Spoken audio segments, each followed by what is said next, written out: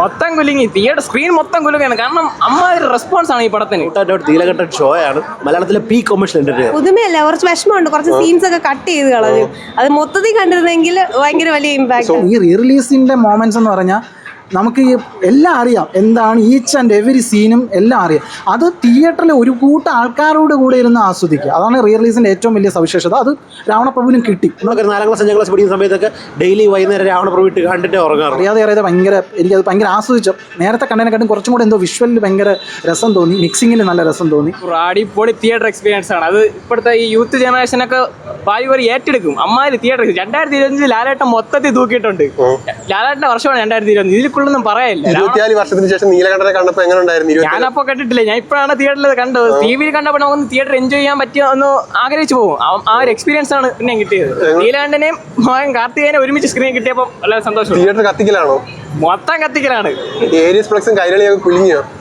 മൊത്തം കുലുങ്ങി, theatre screen മൊത്തം കുലുങ്ങാണ്. കാരണം അമ്മാതിരി റെസ്പോൺസ് ആണ് ഈ പടത്തിന്. ഇപ്പോഴും ഫ്രഷ്നെസ് എടുത്തുണ്ടോ സിനിമയ്ക്ക്? ഈ കുറച്ചൊക്കെ സീൻസ് കട്ട് ചെയ്തിട്ടുണ്ട്, പക്ഷെ നമുക്ക് അത് തോന്നത്തില്ല.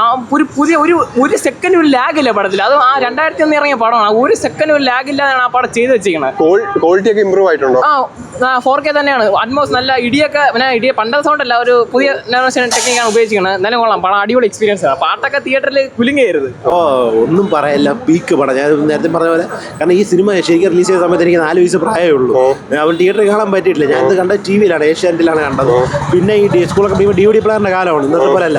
അപ്പോൾ അന്ന് ഈ CD കടയൊക്കെ ഉണ്ടല്ലോ, അവിടെ നമ്മൾ വാടകയ്ക്കൊക്കെ 10 രൂപയ്ക്ക് ദിവസമൊക്കെ വാടകയ്ക്ക് വെച്ച് വീട്ടിൽ കൊണ്ടിട്ട് CD ഇട്ട് കാണും. അങ്ങനെ ഞാൻ അച്ഛൻ അമ്മ നമ്മൾ ഫാമിലിയൊക്കെ ഇരുന്ന് കാണും. എനിക്കൊന്ന് ആ ഒരു സ്കൂളിലൊക്കെ 4ാം ക്ലാസ് 5ാം ക്ലാസ് പഠിക്കുന്ന സമയത്തൊക്കെ ഡെയിലി വൈകുന്നേരം രാവണപ്രഭു ഇട്ട് കണ്ടിട്ടേ ഉറങ്ങാറുള്ളൂ. അങ്ങനെ ഒരു 100, 150, 200 തവണ കണ്ടിട്ടുണ്ട്. ഇപ്പോൾ യൂട്യൂബിൽ അവൈലബിൾ ആണ്, യൂട്യൂബിലും കണ്ടിട്ടുണ്ട്. അങ്ങനെ കണ്ട് ഇതിൻ്റെ ഓരോ ഡയലോഗ് സീന് എല്ലാം നമുക്ക് മനപ്പാടാം. പക്ഷേ സ്റ്റിൽ 4K റെസൊല്യൂഷനിൽ അത് വേരീസ് ഫ്ലക്സ് പോലെ ഇത്ര വലിയൊരു തിയേറ്ററിൽ കാണാമെന്ന് പറഞ്ഞാൽ അതൊരു അൾട്ടിമേറ്റ് എക്സ്പീരിയൻസ് ആണ്. നന്നായിട്ട് ചെയ്തിട്ടുണ്ട്. ചുമ്മാ ഈ ഇപ്പോൾ പുതിയ ഈ സിനിമകൾ ഹിറ്റ് ആയതുകൊണ്ട് ഈ 4K ഇറക്കാറുണ്ട്. ചിലർ ഈ ചുമ്മാ ക്ലാരിറ്റി ഒന്ന് കൂട്ടുമെന്നല്ല, വേറെ വലിയ പ്രത്യേകിച്ച് കാര്യങ്ങളൊന്നും ചെയ്യാമല്ലോ. പക്ഷേ ഇത് നന്നായിട്ട് 4K റീസ്റ്റോർ ചെയ്തിട്ടുണ്ട്. അപ്പോൾ അതിൻ്റെ ഈ ഒരു പ്രൊഡക്ഷൻ ടീമിന് ഒരു പ്രത്യേക കാര്യം, നന്നായിട്ട് 4K ചെയ്തിട്ടുണ്ട്. അതിൻ്റെ ക്വാളിറ്റി കാണാനുണ്ട്. പിന്നെ ഏറ്റവും വലിയ പ്രധാനപ്പെട്ട കാര്യം ഈ സോങ് ഒക്കെ അവർ ഒറിജിനലായിട്ട് ചെയ്തിട്ടുണ്ട്. എനിക്ക് സ്പടിയം കണ്ടപ്പോൾ ഒരു പ്രശ്നം തോന്നി, റീമിക്സ് ചെയ്ത് അതൊരു മോശമായി പറയും. കാരണം വീണ്ടും ലാലേട്ടനെ കൊണ്ട് പാടിപ്പിച്ച്, ചിത്രയെ കൊണ്ട് പാടിപ്പിച്ച് സോങ് ഒക്കെ മാറ്റിയപ്പോൾ നമുക്ക് ആ ഒരു ഫീൽ കിട്ടില്ല. ഇത് പക്ഷേ ഒറിജിനൽ സോങ്ങിനെ നിർത്തിയിട്ട് BGM ഒക്കെ ഒന്ന് എൻഹാൻസ് ചെയ്ത് അടിപൊളിയായിട്ട് ചെയ്തിട്ടുണ്ട്. പിന്നെ ലാലേട്ടൻ ഔട്ട് ആൻഡ് ഔട്ട് അഴിഞ്ഞാട്ടോൾ, മാസ്, കൊമേഴ്ഷ്യൽ, ആക്ഷൻ, ഡ്രാമ, തൊണ്ട എല്ലാം കൂടെ ഔട്ട് ആൻഡ് ഔട്ട് തീലകെട്ട ഷോ ആണ്. ഫ്രഷ്നെസ് ഫീലാണ്. 4K നമുക്ക് കാണാം. കാരണം എന്നെ പോലെയുള്ള ജനറേഷൻ, ഞാൻ പറഞ്ഞില്ലേ, നമുക്ക് തിയേറ്ററിൽ കാണാൻ പറ്റാത്ത ഒരു വലിയ തലമുറയുണ്ട്. ഈ സിനിമ ഇഷ്ടപ്പെടുന്ന ആരാധിക്കും. അവർക്കൊക്കെ ഇത് കണ്ട് തിയേറ്ററിൽ ബ്ലാസ്റ്റ്. ഞാൻ തിയേറ്ററിൽ ഇരുന്നില്ല, അലറി വിളിച്ചാൽ തൊണ്ട വയ്യ. സൂപ്പർ പടം, എല്ലാവരും മസ്റ്റ് തിയേറ്ററിൽ കാണാം. Complete show. മലയാളത്തിലെ പീ കൊമേഴ്ഷ്യൽ എന്റർടൈനർ. അടിപൊളി പടം. നമ്മുടെ മോഹൻലാലിന്റെ പടമല്ലേ, ലാലേട്ടന്റെ ഫാൻ. TV കണ്ട് തിയേറ്ററിൽ കാണുമ്പോൾ എങ്ങനെയുണ്ട്? അതെ, ഞാൻ എന്റെ കുഞ്ഞു ക്ലാസ്സിലൊക്കെ DVD ഒരു 10-15 കേട്ടോ, 15 അല്ല കേട്ടോ, നമ്പർ ഓഫ് ടൈംസ് കണ്ട മൂവിയാണ്. അപ്പൊ ഇപ്പൊ തിയേറ്ററിൽ കാണുമ്പോൾ അതൊരു വലിയ എക്സ്പീരിയൻസ്. അതെ, ഫ്രഷ്നെസ് ഫീൽ ചെയ്യുന്നുണ്ട്. പിന്നെ കുറച്ച് എനിക്ക് തോന്നുന്നു കുറച്ച് എഫക്ട്സ് ഒക്കെ കൂടുതൽ ഇട്ടിട്ടുണ്ട്. സിനിമയിൽ പുതുമയല്ല, കുറച്ച് വിഷമമുണ്ട്, കുറച്ച് സീൻസ് ഒക്കെ കട്ട് ചെയ്ത് കളഞ്ഞു. അത് മൊത്തത്തിൽ കണ്ടിരുന്നെങ്കിൽ ഭയങ്കര വലിയ ഇമ്പാക്ട്.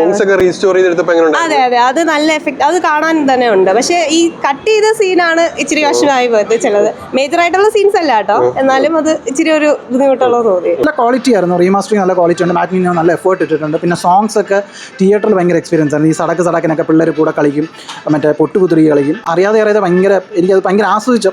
നേരത്തെ കണ്ടതിനെക്കാട്ടും കുറച്ചും കൂടെ എന്തോ വിഷ്വലിൽ ഭയങ്കര രസം തോന്നി, മിക്സിങ്ങിൽ നല്ല രസം തോന്നി, ഭയങ്കര ക്വാളിറ്റി. പിന്നെ മോഹൻലാലിനെയും വസുന്ധരദാസിനെയും കാണാൻ ഭയങ്കര രസമായിരുന്നു. കാരണം ഈ സിനിമയുടെ ഒരു പ്രത്യേകത, ഒരുപാട് ക്ലോസപ്പ് ഷോട്ടാണ്. അത് പണ്ടത്തെ സിനിമകളുടെ ഒരു പ്രത്യേകതയാണ്. ഫിലിമിലും കൂടെ ഇവർ ചെയ്യുമ്പോൾ സ്ക്രീനിൽ നിറഞ്ഞു നിൽക്കും മോഹൻലാലും വസുന്ധരദാസും നെപ്പോളിയനും. അപ്പോൾ ആ ഒരു ക്ലോസപ്പ് ഷോട്ടൊക്കെ നല്ല രീതിയിൽ വന്നിട്ടുണ്ട്. കുറച്ച് ലോങ് ഷോട്ട് അല്ലെങ്കിൽ കുറച്ച് സീൻസുകളിൽ കുറച്ച് മങ്ങലുണ്ട്. അത് ആ പ്രിൻറ്റിൻ്റെ പ്രശ്നമായിരിക്കും. അവർ മാക്സിമം ചെയ്തിട്ടുണ്ട് കുറച്ച്, പക്ഷേ അതൊന്നും സിനിമയുടെ ഒഴുക്കിനെ ബാധിച്ചിട്ടേ ഇല്ല. ഒരു 10 മിനിറ്റോളം കട്ടുണ്ട്. അതും വലിയ സീൻസുകളൊന്നുമല്ല, ചെറിയ കുറച്ച് സീൻസ്. അതിലൊരു പ്രധാനപ്പെട്ട സീൻ എനിക്ക് തോന്നിയായിരുന്നു കട്ട് ചെയ്യുന്നത്. മോഹൻലാൽ നോർത്ത് ഇന്ത്യ മറ്റേ ഇലക്ഷന് അങ്ങനെയാണ് തോക്കിൻ മുനയിൽ നിർത്തി അത് കട്ട് ചെയ്തിട്ടുണ്ടായിരുന്നു. അതെനിക്ക് തോന്നി ചിലപ്പോൾ ഇപ്പോഴത്തെ പൊളിറ്റിക്സ് ഒക്കെ വെച്ചിട്ടായിരിക്കും അത് കട്ട് ചെയ്തത്. അത് മാക്സിമം മോഹൻലാലിൻ്റെ മാസ് സീൻസ്, ഓറ, സ്വാഗ്, പാട്ടുകൾ, പിന്നെ മറ്റേ മോഹൻലാലിൻ്റെ സെൻറ്റിമെൻറ്റ്സ്, അച്ഛൻ മോഹൻലാലിൻ്റെ സെൻറ്റിമെൻറ്റ്സ്, ഇന്നസെൻറ്റിൻ്റെ സീൻസ്, അങ്ങനെ ഒരുപാട് നമുക്ക് എൻജോയ് ചെയ്യാനുള്ള നമുക്ക്. പിന്നെ ഇതിലെ ഒരു സംഭവം എന്ന് പറഞ്ഞാൽ ഈ റീൽസ് വഴി ഈ ഡയലോഗുകളെല്ലാം എല്ലാവർക്കും കാണാപ്പാടമാണ്. അപ്പോൾ ഓരോ ഡയലോഗ് വരുന്നതിന് മുമ്പ് അവർക്കറിയാം ഈ ഡയലോഗാണ്, അപ്പോഴേ കയ്യടി തുടങ്ങി.